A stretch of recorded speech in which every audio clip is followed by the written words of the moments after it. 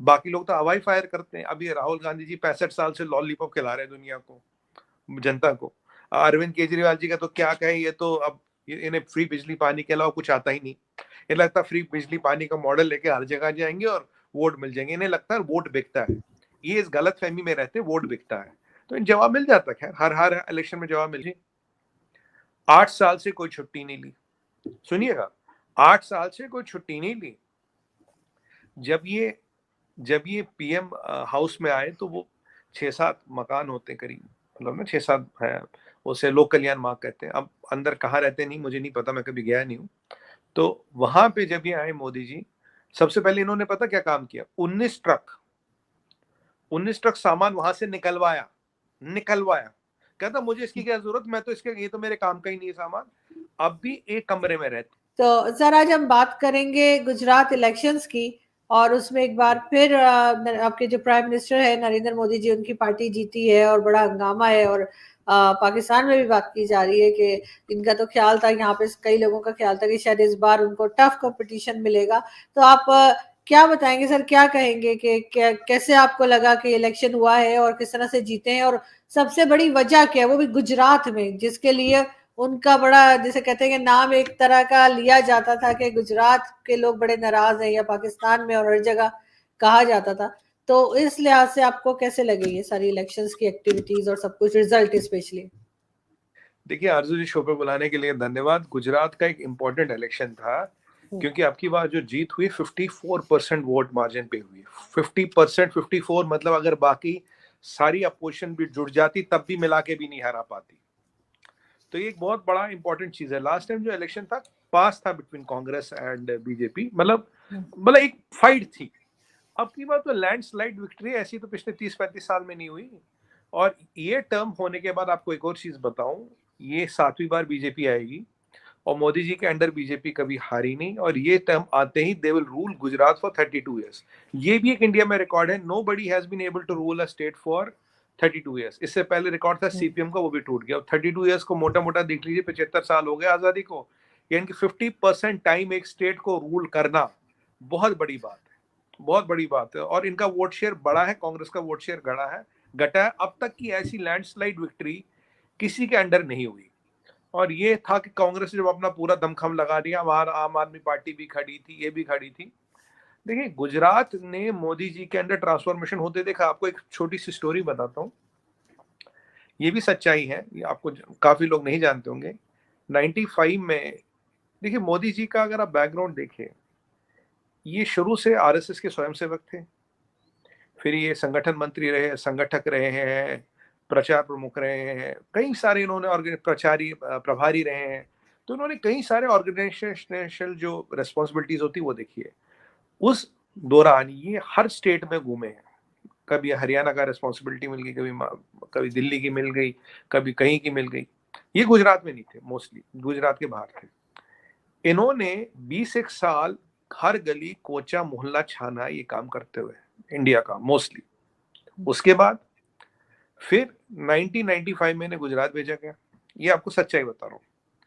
और 97 में ये भी सच है कि इनको गुजरात से वापस आना पड़ा, क्योंकि गुजरात के जो इनके रेवोल्यूशनरी आइडियाज थे उसको लेके गुजरात की बीजेपी में सहमति नहीं थी। कह रहे भाई ये बात क्या कर रहा है, ये बंदा तो बहुत आगे की बात कर रहा, नहीं नहीं ऐसे नहीं चलेगा, हमें इलेक्शन देखना है अगला। और ऐसी अनुकंपा हुई कि 2001 में इन्हें वहां का सीएम बना के भेजा गया। जिस आदमी को 1997 में भगाया गया, लिटरली वहां से जाना पड़ा, 2001 में वो सीएम बन के वहीं जाते हैं। अब सीएम में इनका एक्सपीरियंस करीब 15 साल था, और पीएम में इनका एक्सपीरियंस करीब 8-10 साल हो गया।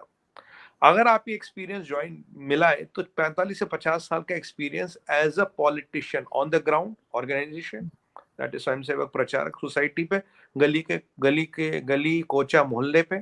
फिर आप 15 साल सीएम रहते हैं, फिर आप 10 साल करीब करीब पीएम रहते हैं। इस एज में इतने एक्सपीरियंस का पॉलिटिशियन पूरे भारत में कोई नहीं है। There is nobody of this biodata. Sonia Gandhi ji को कंपेयर करिए, नहीं है। मल्लिकार्जुन खड़गे को कंपेयर करिए, नहीं करिए। सीपीएम का कोई भी नेता उठाइए, नहीं है। एक पॉलिटिशियन इस लेवल का नहीं है। उसके अलावा आरजू जी, 8 साल से कोई छुट्टी नहीं ली, सुनिएगा, 8 साल से कोई छुट्टी नहीं ली। जब ये जब ये पीएम हाउस में आए तो वो 6-7 मकान होते हैं करीब, मतलब ना 6-7 है, उसे लोक कल्याण मार्ग कहते हैं। अब अंदर कहाँ रहते नहीं मुझे नहीं पता, मैं कभी गया नहीं हूँ। तो वहां पे जब ये आए मोदी जी, सबसे पहले इन्होंने पता क्या काम किया, 19 ट्रक सामान वहां से निकलवाया। कहता मुझे इसकी क्या जरूरत, मैं तो इसके, ये तो मेरे काम का ही नहीं है सामान।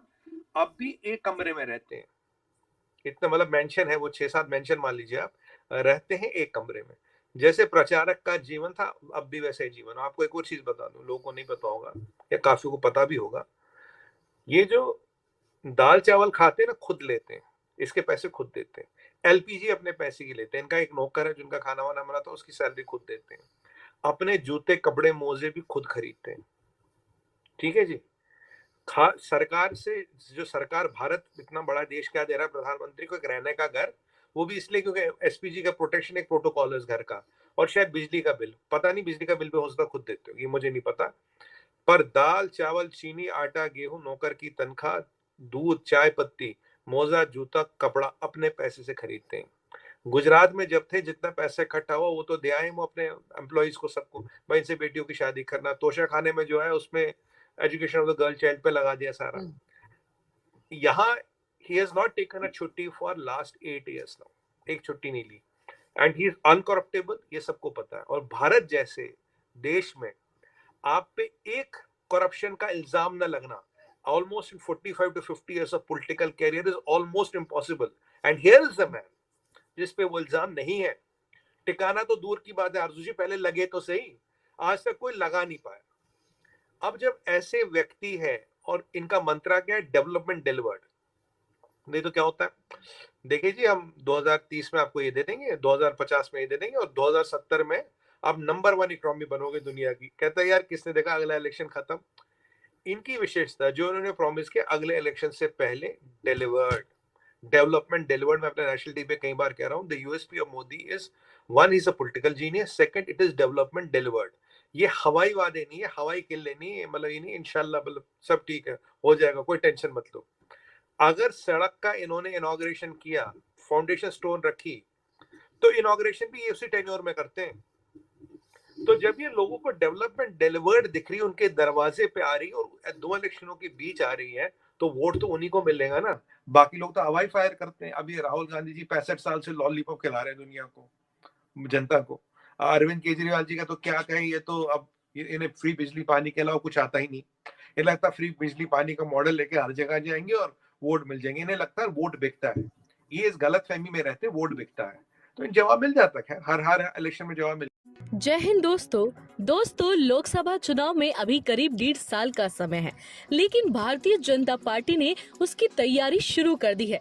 अगले साल कई राज्यों में चुनाव हैं, जिनमें पूर्वोत्तर के छोटे राज्यों को छोड़े तो कर्नाटक, तेलंगाना, राजस्थान, मध्य प्रदेश और छत्तीसगढ़ जैसे 5 बड़े राज्य हैं, जहां अगले साल मई से लेकर दिसंबर के बीच चुनाव होना है।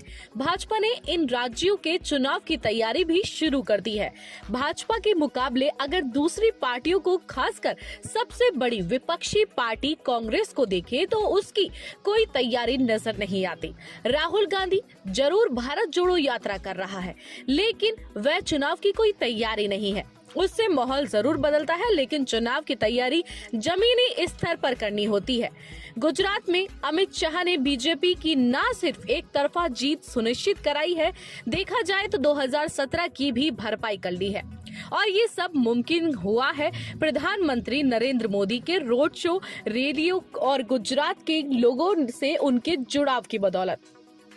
सबने देखा है कि कैसे 11 मार्च को अहमदाबाद में रोड शो करके प्रधानमंत्री नरेंद्र मोदी ने बीजेपी की तरफ से गुजरात में चुनावी बिगुल बजा दिया था। और फिर 5 दिसंबर को जब वोट देने गए, तब भी एक ट्वीट भर से रोड शो जैसा माहौल बना दिया था। कांग्रेस को बाकी बीजेपी विरोधियों ने मोदी के रोड शो को आचार संहिता का उल्लंघन बताया था और चुनाव आयोग में शिकायत तक दर्ज कराई थी। दोस्तों 2022 के शुरू में ही उत्तर प्रदेश सहित 5 राज्यों में हुए विधानसभा चुनावों के नतीजे आने के अगले दिन से ही बीजेपी ने गुजरात चुनाव की तैयारी शुरू कर दी थी। तैयारी में पर्दे के पीछे अमित शाह अपनी रणनीति को तैयार कर रहे थे। राष्ट्रीय स्वयंसेवक संघ भी अपने ग्राउंड वर्क को लेकर मंथन कर रहे थे। संघ और बीजेपी के सारे बड़े नेताओं ने तभी से या तो डेरा डाल दिया था या फिर निगरानी रखने लगे थे, जिसका अब उन्हें फल मिल गया है। तो दोस्तों वीडियो अगर पसंद आई हो तो लाइक कमेंट शेयर जरूर करिएगा और अगर आप चैनल पर नए हो तो चैनल को सब्सक्राइब जरूर करिएगा।